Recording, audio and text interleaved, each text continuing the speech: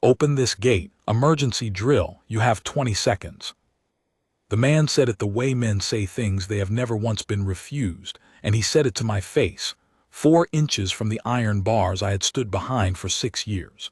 He wore the dark coat and the silver collar tabs of a senior inspector of the household watch, and he held a clipboard the way a surgeon holds a scalpel, and behind that unmoving face of mine, the one the tourists photograph, the one they think is empty, I was already counting. Not the 20 seconds. I was counting the things that were wrong.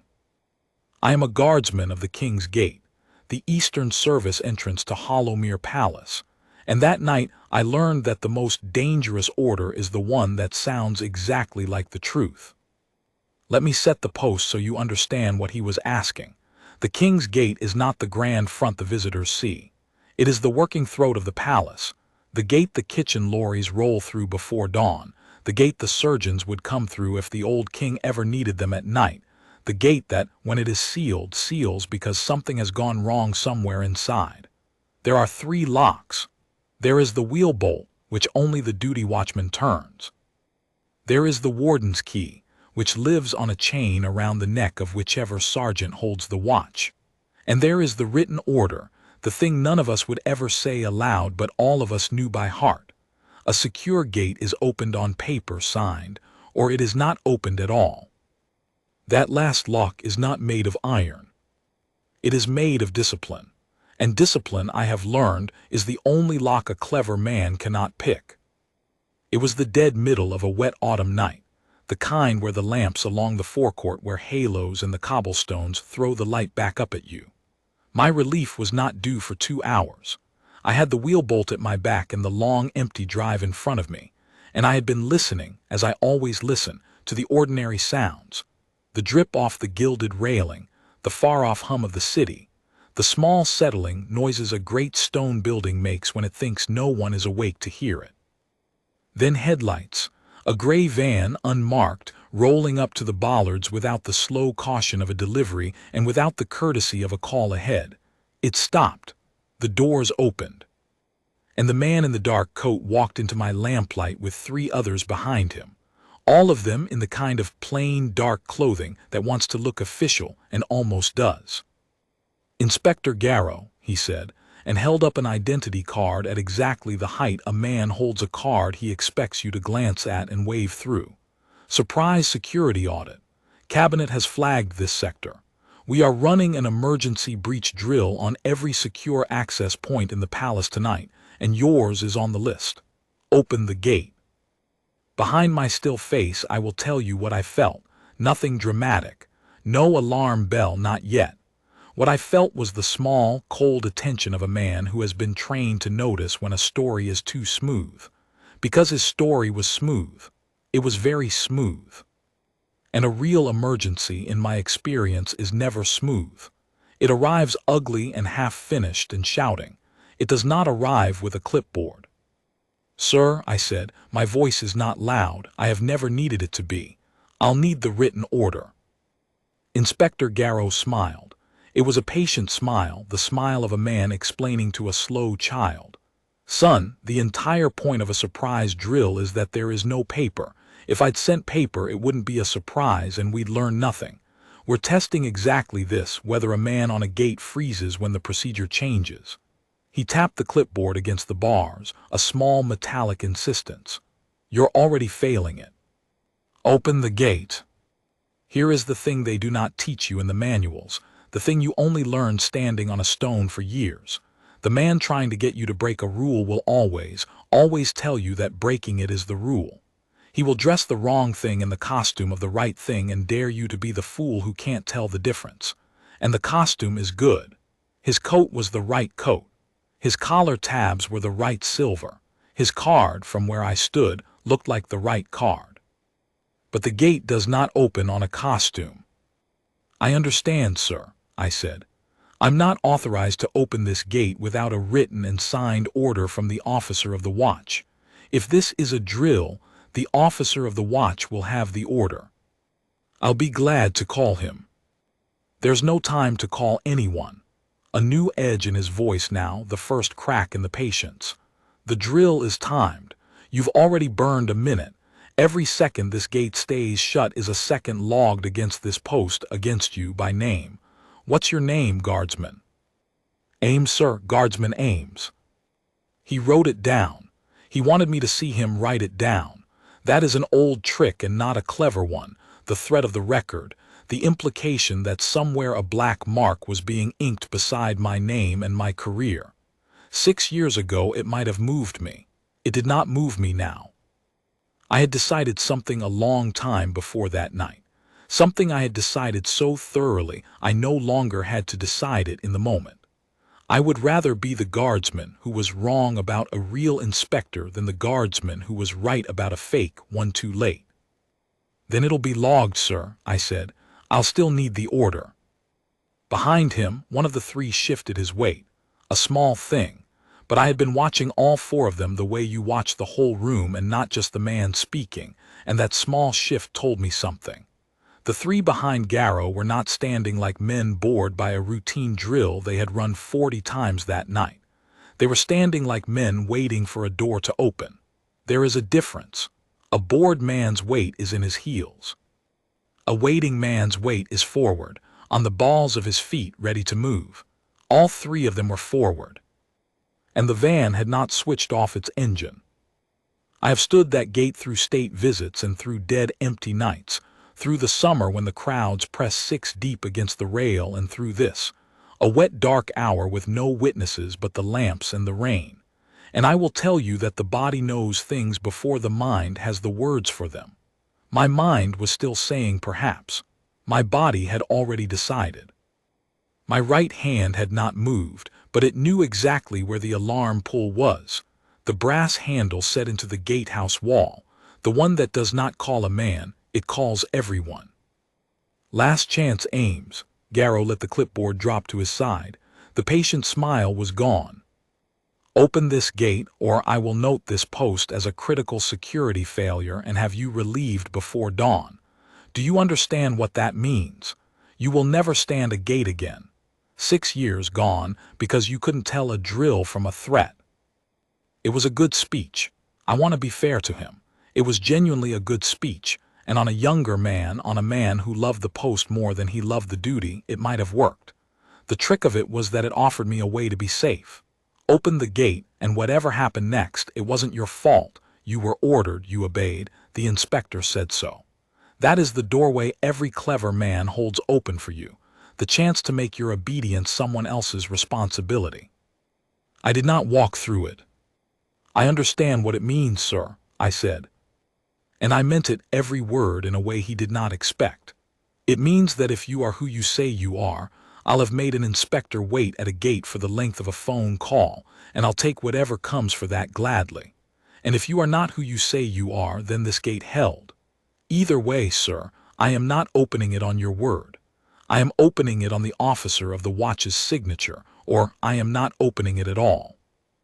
For one long second, Inspector Garrow looked at me, and in that second I saw the thing slide behind his eyes, the recalculation, the cold, quick arithmetic of a man whose plan has just met the one obstacle the plan did not account for. He had prepared for fear. He had prepared for confusion. He had prepared for a young man eager to please, frightened of the record, anxious to do the right thing, and easy to convince that the wrong thing was the right thing. He had not prepared for a man who simply would not. "You're making a serious mistake," he said quietly. "Then it's mine to make, sir," I said. "Step back from the bars, please." And I reached for the brass handle, and I pulled the alarm. It is not a bell, the alarm at the King's Gate. People expect a bell. It is lower than that, and worse. A deep electric drone that comes up out of the gatehouse and the walls together. A sound you feel in your teeth before you understand it with your ears. A sound engineered over 100 years to mean one thing to everyone who serves inside those walls. Stand to your post. The worst has happened. Come now. Lamps that had been dark all night snapped on along the inner wall. Somewhere up in the great dark face of the palace, a single window went gold, and then another, and then a row of them. The change in the 4 men in front of me was instant and total, and it told me everything I had been afraid was true. Inspector Garrow's face did not crumple into fear. That would almost have been a comfort. Instead it went flat, wiped clean of the patient smile, of the offended authority, of every expression he had been wearing like a coat. What was left underneath was a face I knew the type of, a face I had seen in old photographs from a war, and in the eyes of men I had served beside long before I ever wore this red wool. It was the face of a professional whose operation has just gone sideways and who is deciding, very fast, whether to push through or pull out. "Kill it," he said, not to me, to the man on his left. "Get to the box and kill it." So they knew where the alarm box was. They knew the gatehouse had a box and roughly where, and that cutting it might buy them quiet. That single order, "kill it," was the last brick in a wall I had been building all night without quite letting myself look at it. A real inspector does not order a man to silence a palace alarm. A real inspector stands there while it screams and shows you his teeth in a grin and says, "Good, that's the drill working, well done, son." Garrow wanted it silenced. Garrow had something to do in the time the silence would have bought him, and now the silence was gone. "That box is behind a foot of stone and a locked steel door," I said, "and the only key is around the neck of a sergeant who is already running this way. You won't reach it. Step back from the gate." The man Garrow had sent toward the gatehouse hesitated, looked at the long blank wall, looked for the door, didn't find it where he'd been told it would be. Their information was good but not perfect. Someone had briefed them carefully, and that someone had gotten one thing wrong, and that one wrong thing was about to cost them the whole night. I have thought about it many times since. The difference between knowing a palace from a stolen plan and knowing it from standing in it for 6 years in the rain. They had a map, I had the ground. "You think the cavalry's coming," Garrow said. The flat calm again, the professional steadying himself. He stepped not back but forward, right up to the bars, and lowered his voice so only I could hear it under the drone. "Here's what's actually true, Ames. By the time anyone reaches this gate, this can already be over. We are not here to hurt anyone. We are here to be inside this wall for 4 minutes and then we are gone, and you and your gate are a footnote. You don't have to be a hero tonight. You just have to be slow. Stand there. Look the other way. In 4 minutes I make you a wealthy man and nobody ever knows you so much as blinked." There it was. The mask all the way off now. He had stopped pretending to be an inspector and started being what he was, and what he was a man who believed that every lock in the world, even the one made of discipline, had a price, and that he had only to find mine. I will tell you the truth about that moment, because the truth is the only thing in this story worth having. I was not tempted. People always want me to say I was tempted, that I wrestled with it, that the offer hung shining in front of me. It did not. And the reason it did not is not that I am a better man than the next. It is that the question he was asking had already been answered, years before, on a different night, in a different uniform, by a younger version of me who had learned the hard way what it costs when a man whose job is to hold the line decides, just this once, just for 4 minutes, to look the other way. But that is a story for later in the telling. For now, the gate. "I'm not going to look the other way, sir," I said, "and I'm not going to argue with you any more. You have, I'd guess, less than a minute before there are more men on my side of this gate than there are on yours. I'd use it to leave."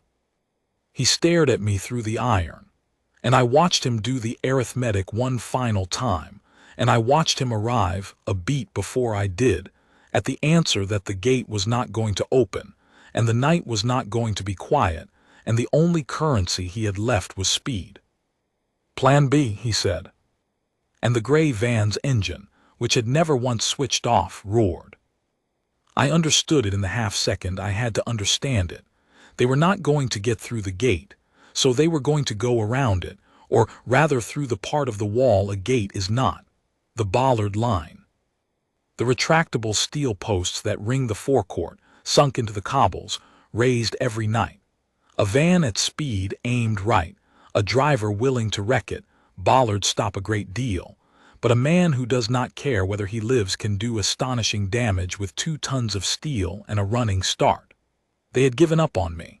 They were going to ram the service court and be inside on foot through the rubble before anyone organized. The driver dropped it into gear. The van lurched. And that was the moment the post stopped being about words. I want to be precise about what I did, because the easy thing, the thing a lesser telling of this would do, is to make me into something I am not. I did not leap a wall. I did not wrestle 4 men. A guardsman who throws himself into a brawl has lost the gate the same as a guardsman who opens it. Both have left the post. What I did was the thing my training had built into my hands over 6 years, and that a far older training had built into me before that. I controlled what was mine to control, and I did it in the order it needed doing. The bollards were down by day for the lorries and up by night, but they were not yet locked at full extension. The night raise leaves them at travel height until the duty watchman drives the wheel bolt and seats them. That was mine. The wheel bolt at my back was not only the gates. The same mechanism, the same single brass wheel, drove the forecourt bollards to their hard stop. I had been turning that wheel at the start of every night watch for 6 years, and I had never once needed it to matter. It mattered now. I turned and I put both gloved hands on the wheel, and I drove it home. You learn the wheel like you learn your own pulse. 3.5 turns to full. I did them faster than I have ever done anything in white gloves, the cold brass biting through the wool, the deep mechanical groan of steel posts climbing the last hand's breadth out of the cobbles and locking, and I felt them seat, that solid final thunk up through my boots. In the same instant the van's headlights swung and steadied and came. It hit the bollard line doing perhaps 40. I will not pretend it was quiet.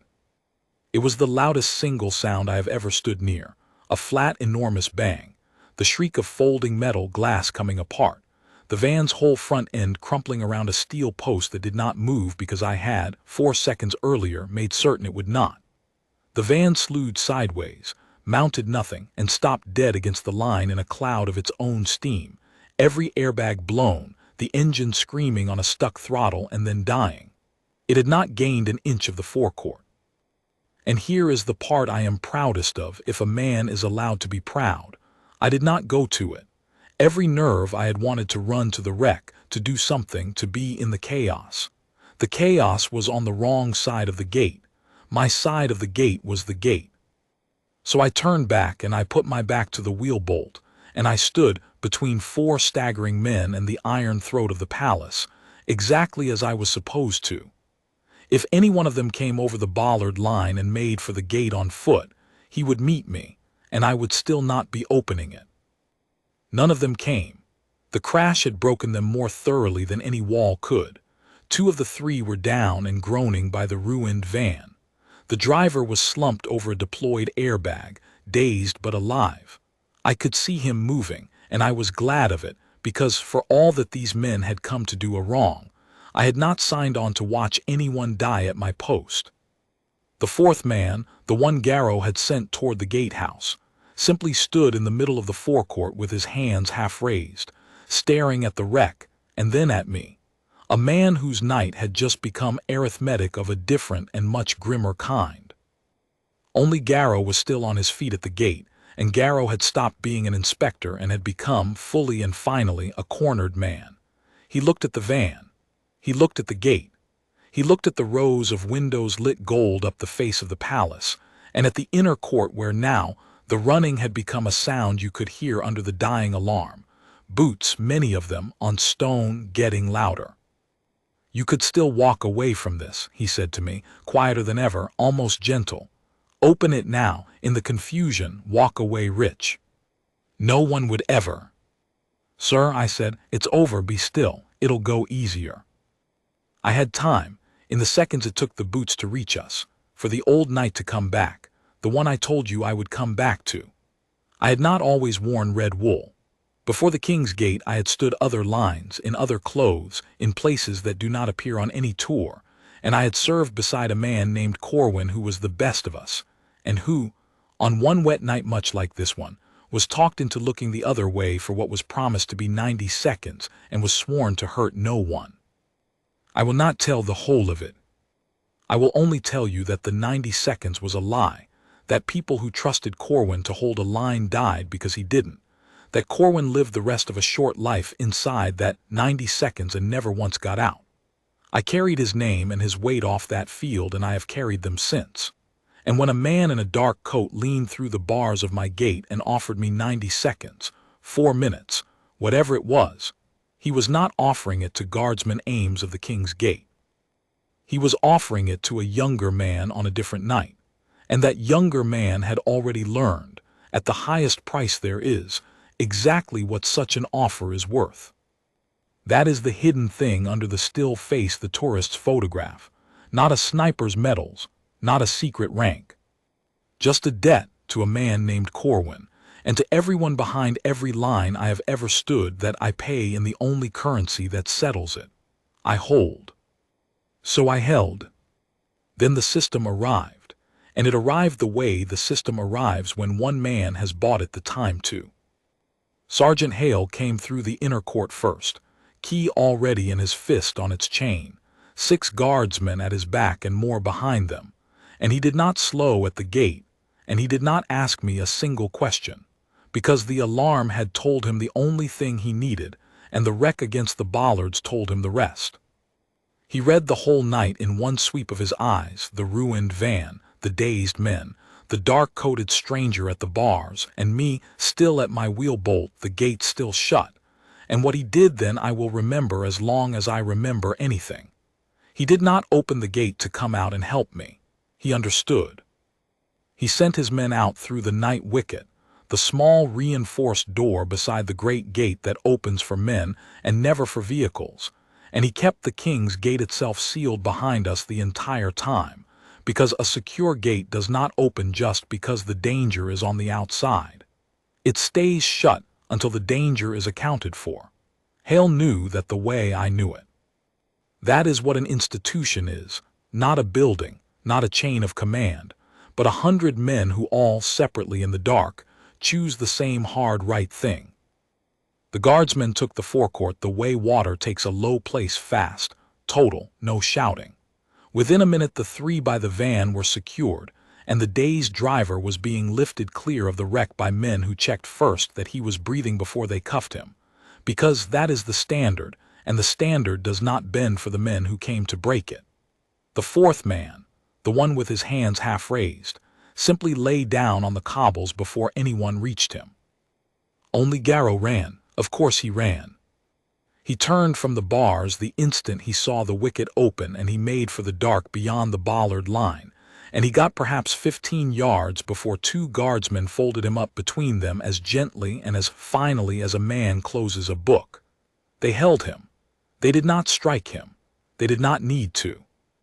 And then the wider thing began, the thing I only learned the full shape of in the days after, and it is the part of the night I most want you to understand, because it is the part that has nothing to do with me. It is the part where the palace I had spent 6 years standing in front of turned in the dark, like a great slow animal waking, and showed what it was. The alarm at the King's Gate does not call a sergeant. I told you that early, and I meant it as a warning to Garrow, but it was also the simple truth. It calls everyone. By the time Hale had the forecourt, the standing duty across the whole of Hollowmere had gone to its posts, not just my gate, but every gate, every door, every quiet interior passage that a 4-minute incursion at the Eastern Service entrance might have been a diversion to clear. No one knew yet that the van was the whole of it, so the whole of it answered. The Grand Front, 200 yards away, where the tourists pose by day, sealed its own gates and stood its own line. The river terrace stood too. The motor court where the official cars wait sealed and its drivers were moved inside the wall. Up in the great house, the household staff who had no post to stand were gathered to a single guarded floor and counted by name, until every name was answered. I did not see most of this. I stood my gate.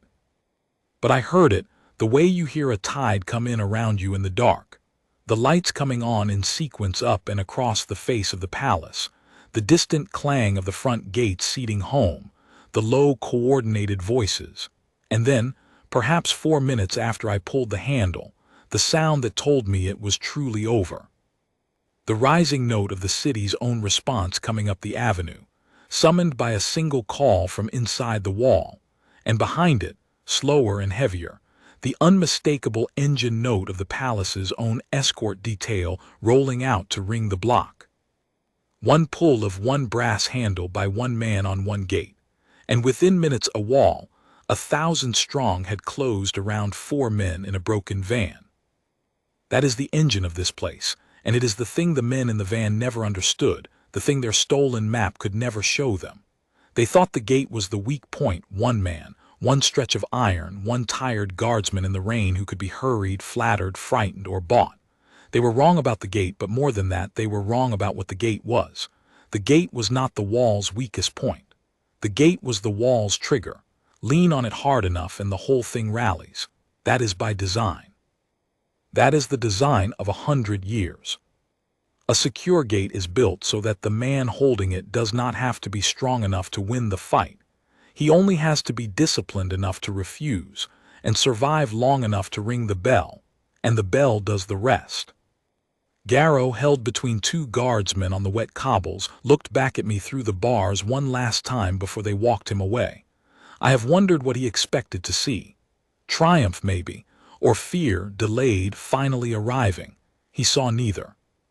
He saw a guardsman of the King's Gate standing at his post, eyes forward, the gate behind him shut, exactly as he had been before any of it, as though the whole storm had blown through and around him and changed nothing, because in the only way that counted, it had changed nothing. The post had held. The post was the point. "How did you know?" he asked me. The last thing he ever said to me. Not a threat.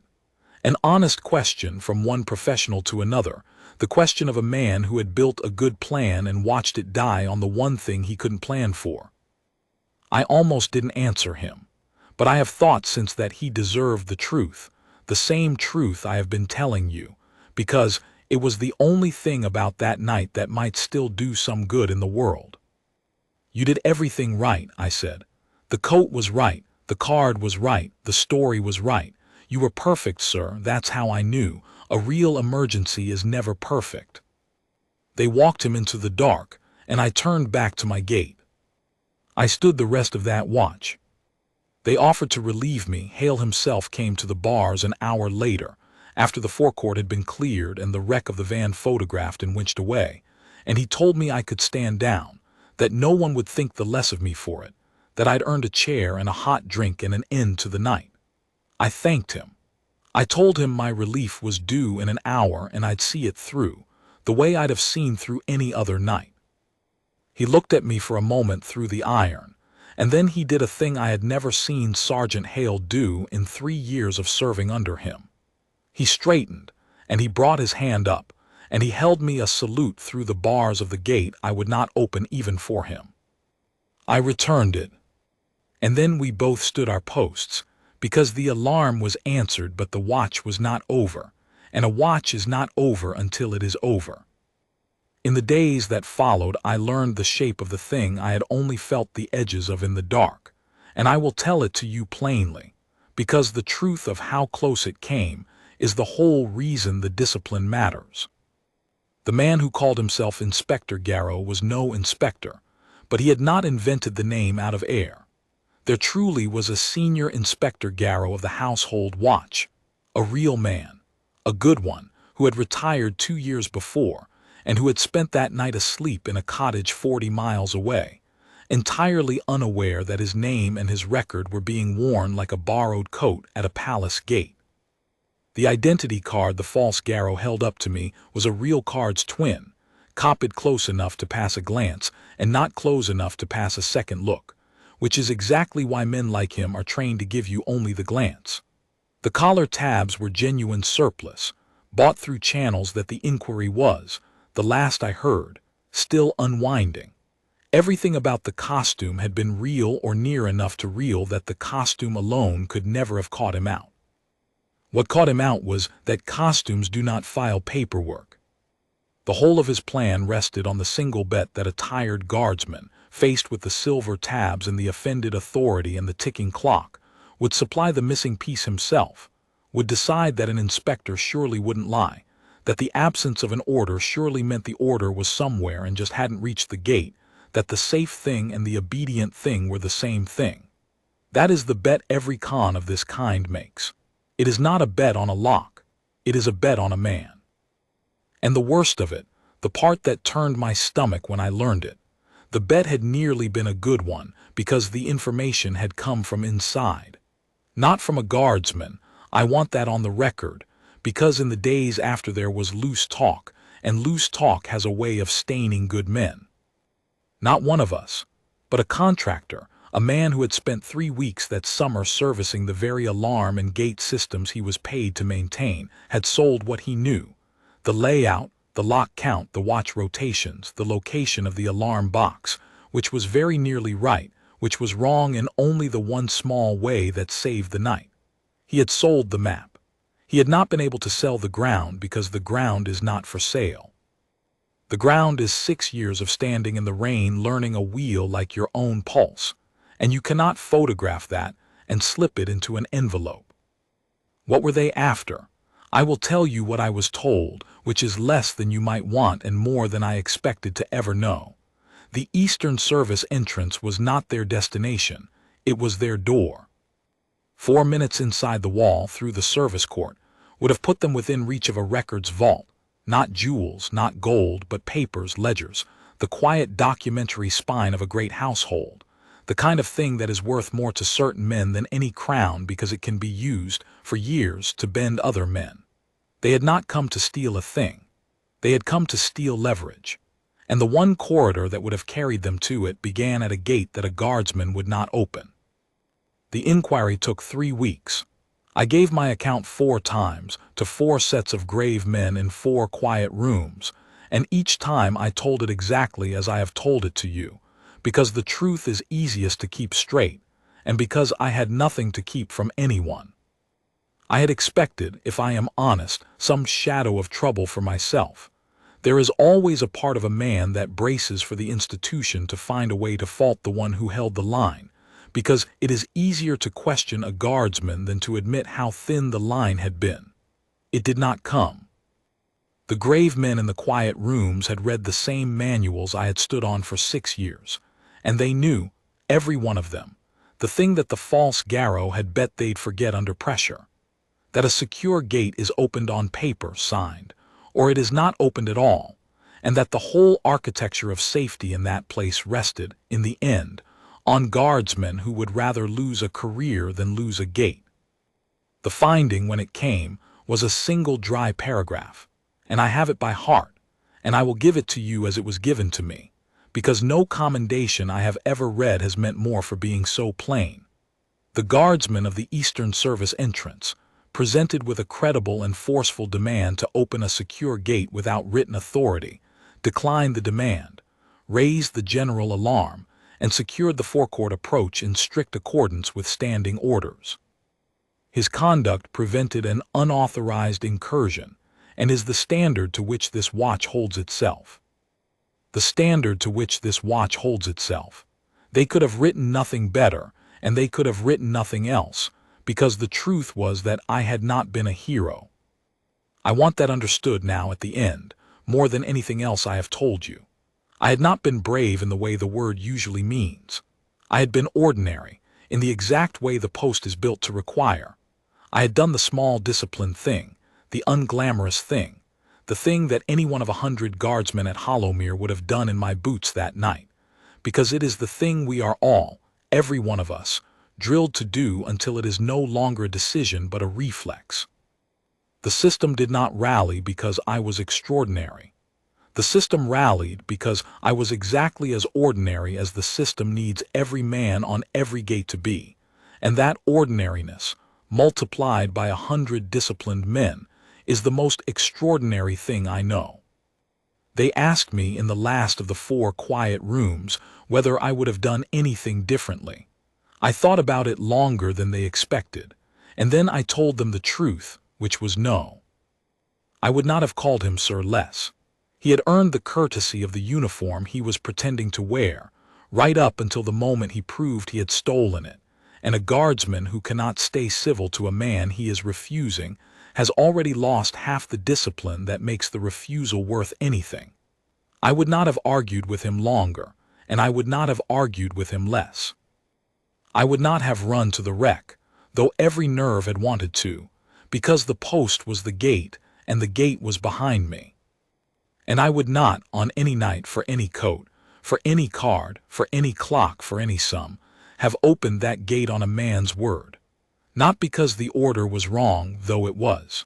Because the rule that a secure gate opens only on signed paper is not a rule that protects the gate. It is a rule that protects the men on the other side of it, the ones asleep behind the windows, the ones who have placed their trust in 100 strangers in red wool whom they will never meet, on the faith that not one of those strangers will ever decide that this one time, this one night, for this one good-sounding reason, the rule does not apply. That faith is the real thing I guard. The gate is only iron. I am still at the King's Gate. I stood it the next night and the night after, and I am standing it as this is told. The van is long gone and the bollards were reseated, and the wheel turns 3.5 times to full as it always has, cold brass through white wool, and most nights nothing happens at all, which is the whole point. A gate that is never tested looks exactly like a gate that holds, and you cannot tell the difference from the outside, and that is precisely how it should be. The tourists still photograph the still face and think it empty. Let them. Behind it, I am counting the ordinary sounds and listening for the smooth story that arrives too perfect in the rain, and paying, one quiet watch at a time, a debt I owe to a man named Corwin and to everyone who ever trusted a line to hold. A real emergency is never perfect. And a gate is opened on paper signed, or it is not opened at all.